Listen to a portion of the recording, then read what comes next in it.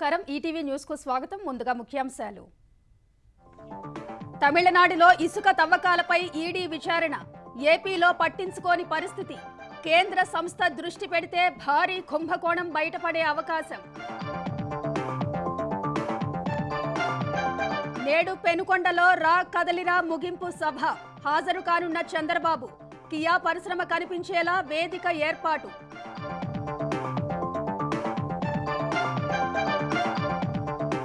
నేటి నుంచి 2 రోజుల పాటు తెలంగాణలో ప్రధాని మోదీ పర్యటన.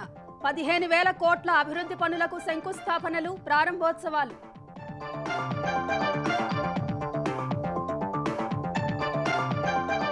నేడు లోక్సభ అభ్యర్థులను ప్రకటించనున్న భారాస. ఖమ్మం, మహబూబాబాద్ నేతలతో ఇవాళ కేసీఆర్ సమావేశం.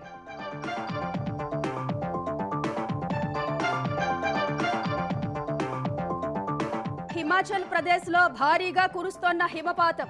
అటల్ టన్నెల్ సహా 650 రోడ్లను మూసివేసిన అధికారులు.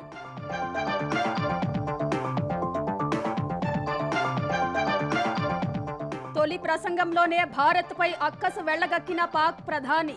కశ్మీర్ అంశాన్ని పాలస్తీనాతో పోల్చిన షహబాజ్ షరీఫ్.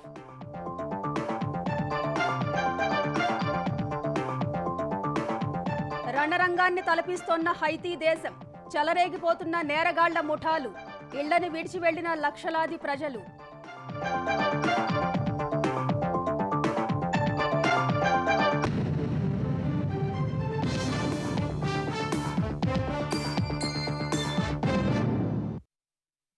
తమిళనాడులో ఇసుక తవ్వకాలపై కేంద్ర ఎన్ఫోర్స్మెంట్ డైరెక్టరేట్ ఈడీ అధికారులు తనిఖీలు చేపట్టారు. సంబంధిత గుత్తేదారు సంస్థలో తనిఖీలు చేపట్టగా 4,730 కోట్ల దోపిడీ జరిగినట్లు వెలుగులోకి తెచ్చారు.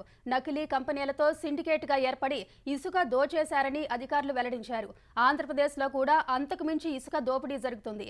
ఈడీ ఒక్కసారి ఏపీ వైపు చూడాలే గాని అంతకుమించి అక్రమాలు బయటపడతాయి.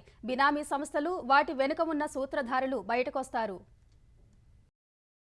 తమిళనాడులో ఇసుక కుంభకోణం ప్రకంపనలు సృష్టిస్తోంది. కేంద్ర దర్యాప్తు సంస్థ ఈడీ నేరుగా రంగంలోకి దిగింది. ఇసుక రీచ్లు, స్టాక్ పాయింట్లలో తనిఖీలు చేపట్టింది. సంబంధిత గుత్తేదారు సంస్థలపై దాడులు చేసింది. ఇసుక కుంభకోణంలో 4,730 కోట్ల దోపిడీ జరిగినట్లు ఈడీ వెలుగులోకి తెచ్చింది. అక్రమాలను అడ్డుకొని 10 జిల్లాల కలెక్టర్లను విచారణకు రావాలంటూ నోటీసులు ఇచ్చింది. అక్కడి ముఖ్య నేత బంధువు ఒకరు దందాకు కీలక సూత్రధారి అనే ఆరోపణలున్నాయి. ఈడీ రంగంలోకి దిగడంతో అక్కడి నేతలు హడలిపోతున్నారు. కానీ అంతకు మించి ఇసుక దోపిడీ ఆంధ్రప్రదేశ్ లో జరుగుతోంది. కేంద్ర దర్యాప్తు సంస్థలు ఒక్కసారి ఇటువైపు చూడాలే గాని అంతకు మించి అక్రమాలు బయటపడతాయి. వైకాపా ప్రభుత్వం వచ్చిన నాటి నుంచి ఏపీలో ఇసుక దోపిడీకి అంతే లేకుండా పోయింది. సుప్రీంకోర్టు, హైకోర్టు, ఎన్జీటీ ఆదేశించినప్పటికీ ఏపీలో ఇసుక తవ్వకాలు ఆగడం లేదు. ఏపీలో ఇసుక తవ్వకాలకు ఎలాంటి డిజిటల్ పత్రాలు ఉండవు. డిజిటల్ పేమెంట్లు ఉండవు. రాతకోతలన్నీ చేతితోనే. నేరుగా డబ్బులు ఇచ్చిన వారికే ఇసుక విక్రయాలు. కేంద్ర దర్యాప్తు సంస్థల చూపు ఒక్కసారి ఏపీపై పడిందా, బినామీ సంస్థలు, వాటి వెనక ఉన్న సూత్రధారులు బయటకొస్తారు. తమిళనాడులో 2022 నుంచి 2023 సెప్టెంబర్ వరకు ప్రభుత్వం ఇసుక తవ్వకాలు, విక్రయాలు జరిపింది. దీన్ని నేరుగా జలవనరుల శాఖే పర్యవేక్షించింది. వివిధ నదుల్లోని పలు రీచుల్లో కలిపి మొత్తం 195 హెక్టార్లలో ఇసుక తవ్వకాలకు అనుమతిస్తే ఏకంగా 987 హెక్టార్లలో ఇసుక తవ్వి విక్రయించినట్లు ఈడీ తేల్చింది. ఏపీలో జగన్ అధికారం చేపట్టక ముందు ఏపీ ఎండీసీ ద్వారా ఇసుక వ్యాపారం జరిగేది. ఆ తర్వాత 2021 మే 15 నుంచి ప్రైవేటు సంస్థల పేరిట జరుగుతోంది. అవి పర్యావరణ అనుమతులతో సంబంధం లేకుండా ఇష్టారాజ్యంగా ఇసుక తవ్వేస్తున్నారు. 110 రీచుల్లో ఇసుక తవ్వకాలు ఆపేయాలని స్వయంగా ఎన్జీటీ ఆదేశించినా పట్టించుకోలేదు. తమిళనాడులో ఇసుక తవ్వి స్టాక్ పాయింట్లకు తరలించే బాధ్యత మాత్రమే ప్రైవేటు సంస్థలకు అప్పగించారు. కానీ ఇసుక తవ్వకాలు మొదలుకొని రవాణా, విక్రయాలు సహా అన్ని ఆ ప్రైవేటు సంస్థలే నడిపించాయి. జలవనరుల శాఖ పేరిట ఆన్లైన్ వే బిల్లులు జారీ చేయాలి. కానీ ప్రైవేటు సంస్థలు నకిలీ బిల్లులు జారీ చేసి దోపిడీకి తెగబడ్డాయి. ఏపీలో మాత్రం తొలుత ఏపీఎండీసీ ఆధ్వర్యంలో ఇసుక వ్యాపారం జరిగినప్పుడు ఆన్లైన్ వే బిల్లులే జారీ చేసేవారు.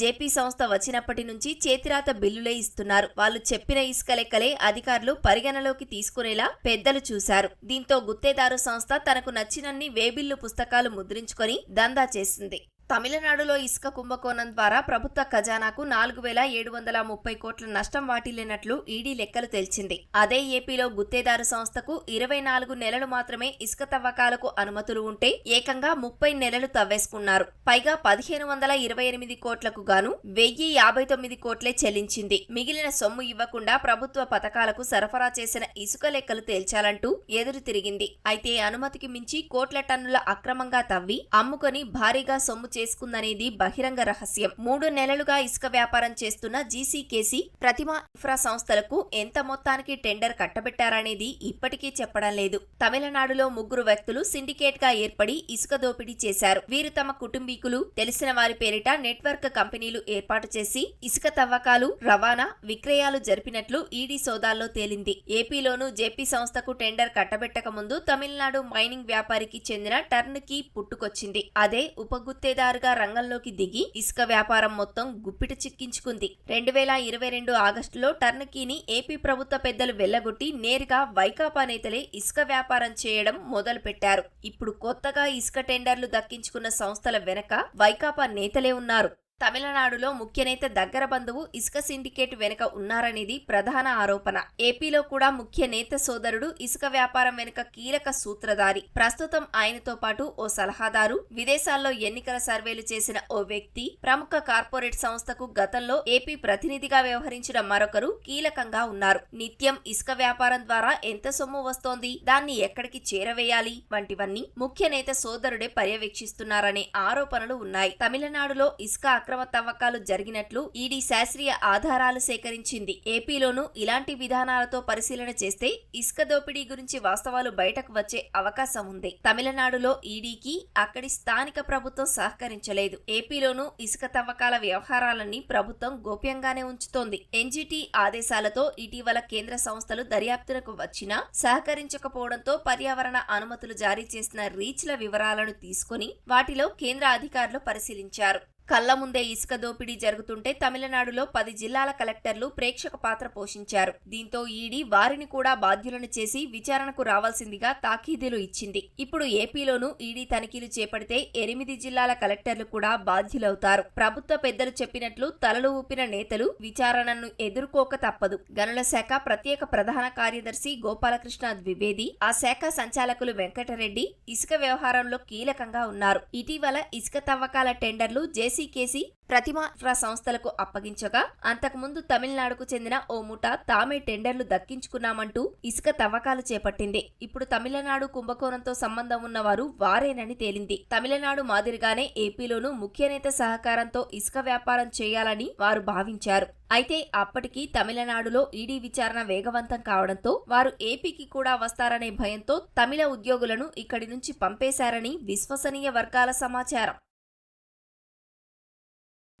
సత్యసాయి జిల్లా పెనుకొండ ఎర్రమంచిలో నేడు తెలుగుదేశం పార్టీ రా కదలిరా ముగింపు సభ నిర్వహిస్తోంది. తెలుగుదేశం ప్రభుత్వంలో చేసిన అభివృద్ధిని ప్రత్యక్షంగా చూపడానికి ఈ సభ నిర్వహిస్తున్నట్టు ఆ పార్టీ నేతలు తెలిపారు. తెలుగుదేశం ప్రభుత్వంలో అభివృద్ధి ఏం చేశారని విమర్శలు చేస్తున్న సీఎం జగన్ కు గట్టి సమాధానం చెప్పేలా ఈ సభను కియా పరిశ్రమ ఎదుట నిర్వహిస్తున్నట్టు వెల్లడించారు. ఇందుకోసం పెనుకొండ తెలుగుదేశం అభ్యర్థి సవితకు చెందిన సొంత భూమి కియా పరిశ్రమ ఎదుటనే ఉండటంతో అక్కడే సభను ఏర్పాటు చేసినట్టు పేర్కొన్నారు. చంద్రబాబు నాయుడుతో పాటు సభకు హాజరయ్యే ప్రజలకు కియా ప్రధాన పరిశ్రమతో పాటు అనుబంధ పరిశ్రమలు కనపడేలా సభా వేదికను నిర్మించామన్నారు.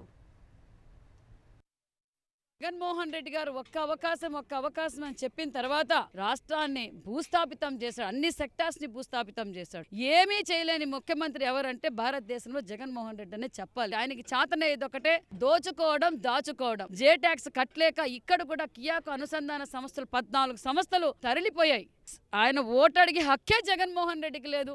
నిన్నగాక మొన్న పెట్టాడు సిద్ధం సభ. అవి సిద్ధం కాదు, అబద్ధం సభలనే నేను తెలియజేస్తున్నాం. రాబోయేది 175 సీట్లు జనసేన, తెలుగుదేశం ఉమ్మడి పార్టీ గవర్నమెంట్ ఫామ్ చేస్తుంది. ప్రధానమంత్రి నరేంద్ర మోదీ ఇవాల్టి నుంచి 2 రోజుల పాటు తెలంగాణలో పర్యటించనున్నారు. 2 రోజుల్లో 15,718 కోట్ల రూపాయల అభివృద్ధి పనులను ప్రారంభించడంతో పాటు పలు శంకుస్థాపనలు చేస్తారు. నేడు ఆదిలాబాద్ జిల్లాలో 6,697 కోట్ల విలువైన పలు కేంద్ర ప్రభుత్వ ప్రాజెక్టులకు మోదీ శంకుస్థాపన ప్రారంభోత్సవం చేయనున్నారు. పెద్దపల్లిలో ఎన్టీపీసీ 800 మెగావాట్ల సూపర్ థర్మల్ పవర్ ప్రాజెక్టును జాతికి అంకితం చేయనున్నారు. అనంతరం ఆదిలాబాద్లోని ఇందిరా ప్రియదర్శిని మైదానంలో జరిగే బహిరంగ సభలో పాల్గొంటారు. ఈ సభలో గవర్నర్ తమిళసై, ముఖ్యమంత్రి రేవంత్ రెడ్డి కూడా పాల్గొనున్నారు. అనంతరం జరిగే భాజపా బహిరంగ సభలో మోదీ ఒక్కరే పాల్గొంటారు. పార్లమెంటు ఎన్నికల శంఖారావాన్ని పూరిస్తారు. బహిరంగ సభ అనంతరం సాయంత్రం తమిళనాడుకు వెళ్లిపోతారు. తిరిగి రాత్రి 8 గంటలకు హైదరాబాద్లోని రాజ్భవన్కు చేరుకుంటారు. రాత్రి రాజ్భవన్లోనే బస చేసి రేపు ఉదయం సంగారెడ్డికి బయలుదేరతారు. సంగారెడ్డిలో 9,021 కోట్ల అభివృద్ధి కార్యక్రమాలకు ప్రారంభోత్సవం శంకుస్థాపన చేస్తారు. అనంతరం భాజపా నిర్వహించే బహిరంగ సభలో పాల్గొంటారు. భారత రాష్ట్ర సమితి లోక్సభ అభ్యర్థుల మొదటి జాబితా ఇవాళ విడుదల కానుంది. ఉదయం 11 గంటలకు భారాస వర్కింగ్ ప్రెసిడెంట్ కేటీఆర్ అభ్యర్థుల జాబితా వెల్లడించనున్నారు. కరీంనగర్కు మాజీ ఎంపీ వినోద్ కుమార్, పెద్దపల్లికి మాజీ మంత్రి కొప్పుల ఈశ్వర్ పేర్లను ప్రకటించే అవకాశం ఉంది. అటు లోక్సభ ఎన్నికల కార్యాచరణపై ఇవాళ ఖమ్మం, మహబూబాబాద్ నేతలతో భారాస అధినేత కేసీఆర్ సమావేశం కానున్నారు. లోక్సభ ఎన్నికల ప్రచారంలో కేసీఆర్ ఎక్కువగా బస్సు యాత్రలు, రోడ్ షోలలో పాల్గొనున్నారు. కరీంనగర్, పెద్దపల్లి నియోజకవర్గాల నేతలతో ఆదివారం నిర్వహించిన సమావేశంలో ఈ మేరకు ఆయన తెలిపారు. మండల స్థాయిలో స్థానికంగా పార్టీ సమావేశాలు పెట్టుకోవాలని కేసీఆర్ నేతలకు తెలిపారు. ఈ నెల 12వ తేదీన కరీంనగర్లోని ఎస్ఆర్ కళాశాల మైదానం నుంచి కేసీఆర్ లోక్సభ ఎన్నికల శంఖారావం పూరించనున్నారు. ఆ తర్వాత రోడ్ షోలు, బస్సు యాత్రలు నిర్వహిస్తారు. తాను రోజురోజుకు కోలుకుంటున్నానని, అన్ని నియోజకవర్గాల్లో పర్యటిస్తానని కేసీఆర్ నేతలకు వివరించారు. ఒక్కో లోక్సభ నియోజకవర్గంలో 2 లేదా 3 రోజుల పాటు పర్యటిస్తానని చెప్పినట్టు తెలిసింది. మేడిగడ్డ ఆనకట్ట విషయంలో నిపుణుల కమిటీ ఎప్పుడో వేయాల్సి ఉండేదని మాజీ ఎంపీ వినోద్ కుమార్ అన్నారు. యాసంగి పంటలకు నీరు ఇచ్చేలా కాంగ్రెస్ ప్రభుత్వం ఇప్పటికే చర్యలు తీసుకోవాల్సి ఉండేదని ఆయన వ్యాఖ్యానించారు. తెలంగాణ ప్రభుత్వానికి రైతులకు నీరు ఇచ్చే విషయమై అవగాహన లేదని, మరమ్మతులపై దృష్టి సారించకుండా కాలయాపన చేస్తున్నారని మండిపడ్డారు. గతంలో పరిస్థితులను, ఇప్పుడు పరిస్థితులను రైతులు పోల్చుకుంటున్నారని పేర్కొన్నారు. ప్రభుత్వం ఇప్పటికైనా మరమ్మతులపై దృష్టి సారించాలని, నిపుణుల కమిటీ నుంచి ప్రభుత్వం మధ్యంతర నివేదిక తీసుకోవాలని వినోద్ కుమార్ కోరారు. ఇప్పుడు మార్చి 31 తర్వాత పంటలు చేతికొస్తాయి. ముఖ్యంగా వరి పంట ఇప్పుడిప్పుడే మరి పొట్ట పెడుతున్నది. మరి నీళ్లు మంచిగుంటేనే పంట బాగా వస్తుంది. కాబట్టి మీరు అన్నటువంటి కమిటీని వేగవంతంగా వాళ్ళు విచారించి, లేకపోతే సుదీర్ఘంగా ఆలోచన చేయాలంటే ఒక ఇంటరిమ్ రిపోర్ట్ తీసుకొని మరమ్మతులను వెంటనే చెయ్యాలని చెప్పి మేము కోరుతున్నాము, డిమాండ్ చేస్తున్నాము. సీఎం రేవంత్ రెడ్డితో భారాసకు చెందిన భద్రాచలం ఎమ్మెల్యే తెల్లం వెంకట్రావు భేటీ అయ్యారు. జూబ్లీహిల్స్లోని రేవంత్ రెడ్డి నివాసానికి ఆదివారం కుటుంబ సభ్యులతో కలిసి వెళ్లిన ఎమ్మెల్యే సీఎంను మర్యాదపూర్వకంగా కలిశారు. నియోజకవర్గ అభివృద్ధికి నిధులు మంజూరు చేయాలంటూ రేవంత్ రెడ్డికి వినతి పత్రం అందజేశారు. మరోవైపు గ్రేటర్ వరంగల్ మున్సిపల్ కార్పొరేషన్కు చెందిన 15 మంది కార్పొరేటర్లు ఇవాళ రేవంత్ రెడ్డి సమక్షంలో కాంగ్రెస్ పార్టీలో చేరనున్నారు. గ్రేటర్ వరంగల్ పరిధిలో 66 డివిజన్లు ఉండగా ఇంతకు ముందు 5 సభ్యులు ఉన్న కాంగ్రెస్ బలం 30కి చేరింది. అటు వరంగల్ మేయర్ గుండు సుధారాణి సైతం కాంగ్రెస్ తీర్థం పుచ్చుకుంటారని విస్తృతంగా ప్రచారం జరుగుతోంది. ఆంధ్రప్రదేశ్లో వచ్చే ఎన్నికల్లో సీఎం జగన్ పార్టీకి ఘోర పరాభవం తప్పదని ఎన్నికల వ్యూహకర్త ప్రశాంత్ కిషోర్ అన్నారు. ఆంగ్ల దినపత్రిక ద న్యూ ఇండియన్ ఎక్స్ప్రెస్ ఆదివారం హైదరాబాద్లో నిర్వహించిన ఓ కార్యక్రమంలో పాల్గొన్న ఆయన ఏపీలో జగన్ ఓడిపోతున్నారని, అది కూడా మామూలు ఓటమి కాదని, భారీ ఓటమి తప్పదని తెలిపారు.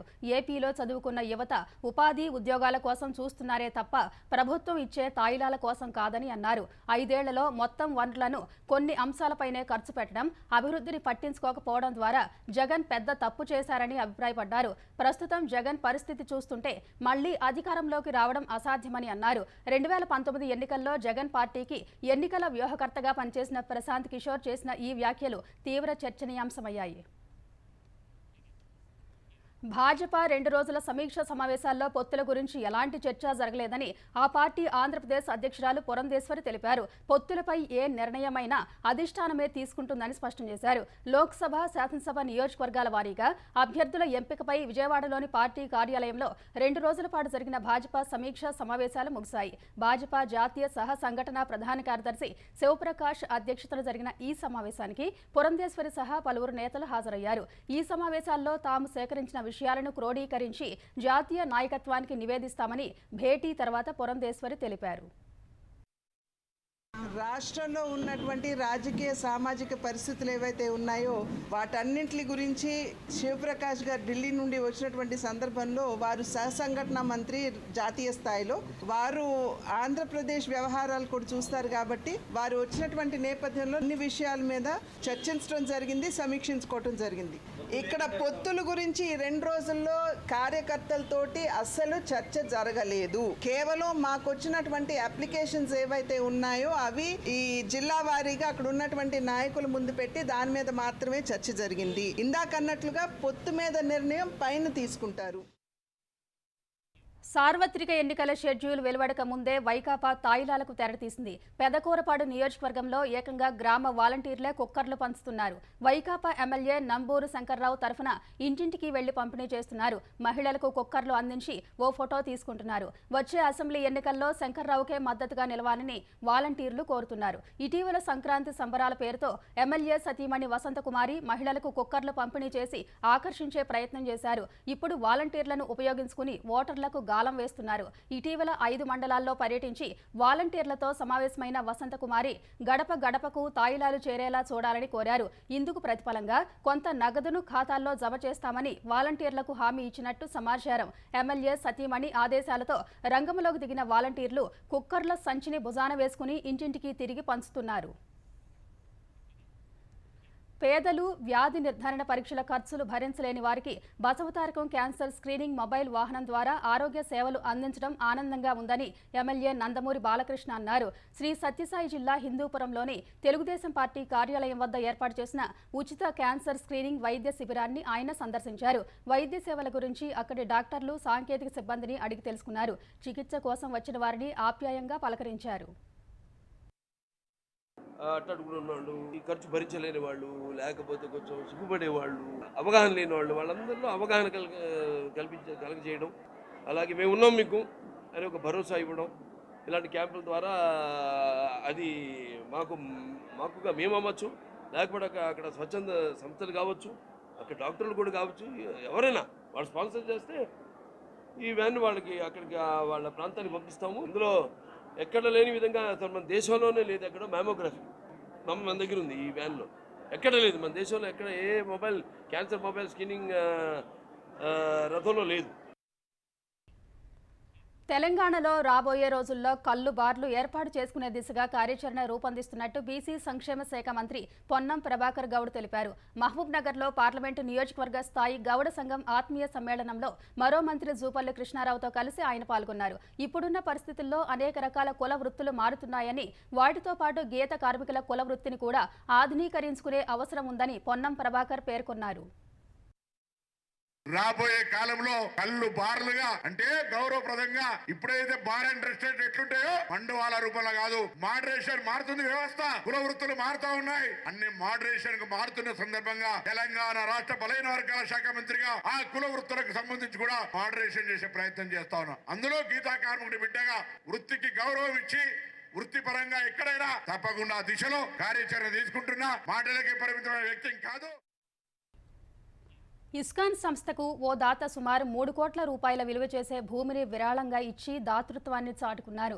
నిజామాబాద్ జిల్లా నవీపేట మండలం హనుమాన్ ఫారంకు చెందిన వ్యాపారవేత్త కొండపావులూరు శ్రీనివాసరావు శాఖాపూర్ శివార్లో తనకున్న 9.5 ఎకరాల భూమిని తండ్రి వెంకటేశ్వర్లు జ్ఞాపకార్థం ఇస్కాన్ సంస్థకు ఇస్తున్నట్టు ప్రకటించారు. శ్రీనివాసరావు దంపతులు ఆ భూమిలో ప్రత్యేక పూజలు చేసి శ్రీకృష్ణ మందిరం, వృద్ధాశ్రమం, గోశాలతో పాటు ఇతర భవనాల నిర్మాణాల కోసం స్థలాన్ని ఇచ్చినట్టు తెలిపారు. అనంతరం సొంత నిధులతో స్వగ్రామంలో ఏర్పాటు చేసిన నీటి శుద్ధి కేంద్రాన్ని ప్రారంభించారు. డిగ్రీ చదివే యువతికి మత్తుమందు ఇచ్చి అత్యాచారం చేసిన ఘటన ఎల్బీనగర్ పోలీస్ స్టేషన్ పరిధిలో వెలుగు చూసింది. ఎల్బీనగర్ పోలీస్ స్టేషన్ పరిధిలో నివాసం ఉండే యువతికి ఇన్స్టాగ్రామ్లో గతేడాది ప్రణవ్ అనే యువకుడు పరిచయం అయ్యాడు. గతేడాది యువతి చదివే కళాశాల వద్దకు వెళ్లిన ప్రణవ్ ఎల్బీనగర్లో యువతి ఇంటి వద్ద దింపుతానని బైక్పై ఎక్కించుకున్నాడు. ఇంటికి కాకుండా హోటల్కు తీసుకెళ్లి తాగునీటిలో మత్తుమందు కలిపి యువతి స్పృహ కోల్పోయాక ప్రణవ్ మరో యువకుడితో కలిసి అత్యాచారానికి పాల్పడ్డారు. తర్వాత కోలుకున్న యువతి భయపడి ఇంట్లో విషయం చెప్పలేదు. చెప్పలేదు. 2 నెలల క్రితం యువతి నివాసం బోరబండకు మార్చారు. అత్యాచారం విషయాన్ని ఎవరికీ చెప్పకపోవడాన్ని అవకాశంగా తీసుకున్న నిందితులు ఫోన్ చేసి ఆమె నగ్న చిత్రాలు తమ వద్ద ఉన్నాయని తాము చెప్పినట్లు వినాలని బెదిరించారు. వేధింపులు ఎక్కువ కావడంతో యువతి తల్లిదండ్రులకు చెప్పగా బోరబండ పోలీస్ స్టేషన్లో ఫిర్యాదు చేశారు. 0 ఎఫ్ఐఆర్ నమోదు చేసుకున్న పోలీసులు ఎల్బీనగర్ ఠాణాకు కేసును బదిలీ చేశారు. వనపర్తి జిల్లాలో ఘోర రోడ్డు ప్రమాదం జరిగింది. కొత్తకోట వద్ద జాతీయ రహదారిపై ఓ కారు అదుపు తప్పి చెట్టును ఢీకొనడంతో 5 ప్రాణాలు కోల్పోయారు. 6 తీవ్రంగా గాయపడ్డారు. మృతుల్లో 3 చిన్నారులు ఉన్నట్టు తెలుస్తోంది. క్షతగాత్రుల్లో 3 పరిస్థితి విషమంగా ఉన్నట్టు సమాచారం. బాధితులు బళ్ళారి నుంచి హైదరాబాద్ వస్తుండగా ప్రమాదం జరిగినట్టు తెలుస్తోంది. హిమాచల్ ప్రదేశ్లో గత 2 రోజులుగా కురుస్తున్న భారీ మంచు వర్షాల కారణంగా హిమపాతాలు కొండచర్యలు విరిగిపడుతున్నాయి. లాహౌల్ స్పితి జిల్లాలో మంచు ప్రభావం అధికంగా కొనసాగుతుంది. మంచు ప్రభావం కారణంగా అటల్ టన్నెల్ సహా 5 జాతీయ రహదారులు 650 రోడ్లను మూసివేశారు. జస్నత్ ప్రాంత సమీపంలో ఆదివారం హిమపాతం విరుచుకుపడింది. ఈ కారణంగా చీనాబ్ నది ప్రవాహానికి అంతరాయం ఏర్పడింది. గత 24 గంటల్లో లాహౌల్ స్పితి జిల్లాలో భారీగా మంచు కురిసింది. పలుచోట్ల ఇళ్లు, దుకాణాలు ధ్వంసమయ్యాయి. దీంతో జోబ్రాంగ్, రాపి, జస్రత్, తరెండ్, తారోడ్ పరిసర ప్రాంతాల ప్రజలు జాగ్రత్తగా ఉండాలని, అత్యవసర పరిస్థితుల్లో సమీపంలోని పోలీస్ పోస్టుకు తెలియజేయాలని అధికారులు సూచించారు. జమ్మూ కశ్మీర్ బందిపొరలో ఆరోగ్య కార్యకర్తలు సాహసమే చేశారు. భారీగా హిమపాతాన్ని సైతం లెక్క చేయకుండా ఇంటింటికి వెళ్లి చిన్నారులకు పోలియో చుక్కలు వేశారు. దేశవ్యాప్తంగా ఆదివారం పల్స్ పోలియో కార్యక్రమం ప్రారంభం కాగా బందిపొరలో ఆరోగ్య కార్యకర్తలు ప్రతికూల పరిస్థితులను అధిగమించి తమ నిబద్ధతను చాటుకున్నారు. గురేజ్ ప్రాంతంలో విపరీతంగా కురిసిన మంచు కారణంగా పలు రహదారులను అధికారులు మూసివేశారు. మంచు కారణంగా చిన్నారులతో కలిసి తల్లిదండ్రులు పోలియో కేంద్రాలకు రాలేని పరిస్థితి తలెత్తగా ఆరోగ్య కార్యకర్తలే వారి వద్దకు వెళ్లి పోలియో చుక్కలు వేశారు. దేశవ్యాప్తంగా పల్స్ పోలియో కార్యక్రమం 3 రోజుల పాటు జరగనుంది. పాకిస్తాన్ ప్రధానిగా ఎన్నికైన షహబాజ్ షరీఫ్ తన తొలి ప్రసంగంలోనే భారత్పై అక్కసు వెళ్లగక్కారు. కశ్మీర్ అంశాన్ని లేవనెత్తిన ఆయన పాలస్తీనాతో ఆ సమస్యను పోల్చారు. కశ్మీర్కు స్వేచ్ఛ కల్పించేందుకు సభ మొత్తం ఐక్యంగా తీర్మానం చేయాలని షహబాజ్ షరీఫ్ కోరారు. మరోవైపు పొరుగుతో పాటు అన్ని కీలక దేశాలతో సత్సంబంధాలను నెరుపుతామని తెలిపారు. పాకిస్తాన్ ప్రధానిగా వరుసగా 2వ సారి ఎన్నికైన షహబాజ్ షరీఫ్ సంకీర్ణ కూటమిని ఏర్పాటు చేసి ఆదివారం పార్లమెంట్లో మెజారిటీ నిరూపించుకున్నారు. ఇవాళ పాక్ ప్రధానిగా షహబాజ్ షరీఫ్ ప్రమాణ స్వీకారం చేయనున్నారు. కరీబియన్ దేశం హైతీ రణరంగాన్ని తలపిస్తోంది. హైతీని స్థిరీకరించడానికి రక్షణ ఒప్పందం కోసం ఆ దేశ ప్రధాని ఏరియల్ హెన్రీ కెన్యా పర్యటనకు వెళ్లిన వేళ నేరగాళ్ల ముఠాలు చెలరేగిపోతున్నాయి. ఎక్కడికక్కడ మారణ హోమం సృష్టిస్తున్నాయి. ఆదివారం రాజధాని పోర్ట్ ఓ ప్రిన్స్లో ప్రధాన జైలుపై సాయుధ ముఠాలు దాడులు చేశాయి. దీంతో వందలాది మంది ఖైదీలు అక్కడి నుంచి తప్పించుకున్నారు. ఈ క్రమంలో జరిగిన హింసాకాండలో 3 ప్రాణాలు కోల్పోయారు. హింసాత్మక ఘటనల కారణంగా లక్షలాది మంది ప్రజలు తమ ఇళ్లను వీడాల్సి వచ్చింది. కెన్యాతో రక్షణ ఒప్పందం అమల్లో వస్తే ఆ దేశ దళాలు హైతీ రక్షణకు సాయం చేస్తాయి. ఈ నేపథ్యంలోనే నేరగాళ్ల ముఠాలు రెచ్చిపోతున్నట్టు తెలుస్తుంది.